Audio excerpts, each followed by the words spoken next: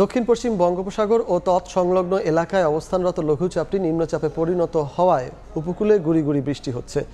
পৌষের শীতে গুঁড়ি বৃষ্টি আর গুমোট আবহাওয়ায় জুবুথুবু অবস্থা। সকাল থেকেই অনেক স্থানে দেখা নেই সূর্যের। জনজীবনে নেমে এসেছে ভোগান্তি।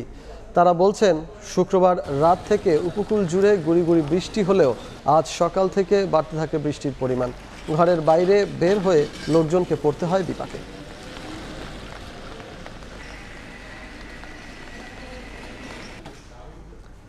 এ নিয়ে বিস্তারিত জানাতে পটুয়াখালীতে আছেন সহকর্মী মনির হোসেন বাদল। সরাসরি চলে যাব তার কাছে।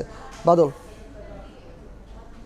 গতকাল থেকে উপকূলীয় জেলা পটুয়াখালীতে একটি লঘুচাপ সৃষ্টি হয়েছে। এই লঘুচাপটি কিন্তু বর্তমানে নিম্নচাপে পরিণত হয়েছে, যার কারণে গতকাল থেকে কিন্তু পটুয়াখালীতে গুড়ি গুড়ি বৃষ্টি সহ কিন্তু ভারী বৃষ্টিপাতই বলতে পারি, ভারী বৃষ্টিপাত হচ্ছে। তবে এ বিষয়ে এই যে লঘুচাপের কারণে কিন্তু আমি পটুয়াখালী যে কলাপাড়া রাডার স্টেশন রয়েছে, রাডার স্টেশনের সাথে কথা বলেছি। তারা যে বিষয়টা জানিয়েছে যে এটি পায়রা বন্দর থেকে 1145 কিলোমিটার দূরে এই লঘুচাপটি কিন্তু নিম্নচাপটি অবস্থান করেছে। তবে এটি এখন বর্তমানে কোনো ঘূর্ণিঝড়ে রূপান্তরিত হয়নি। তবে এই উপকূলীয় জেলায় পটুয়াখালীতে কিন্তু জানেন প্রতি বছরই কোনো না কোনো দুর্যোগ হানা দেয়। তবে এই শীত মৌসুমে কোনো দুর্যোগ হানা দিলে মানুষের ভিতর কিন্তু আতঙ্কটা বেশি সৃষ্টি করে।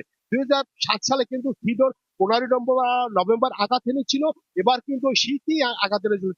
যার কারণে প্রতি বছর যদি ঘূর্ণিঝড় শীত মৌসুমে আঘাত হানে বা এরকম নিম্নচাপ বা ঘূর্ণিঝড় রূপান্তরিত হয়, তাহলে মানুষের ভিতরে কিন্তু আতঙ্কটা বেশি একটা বিরাজ করেছে।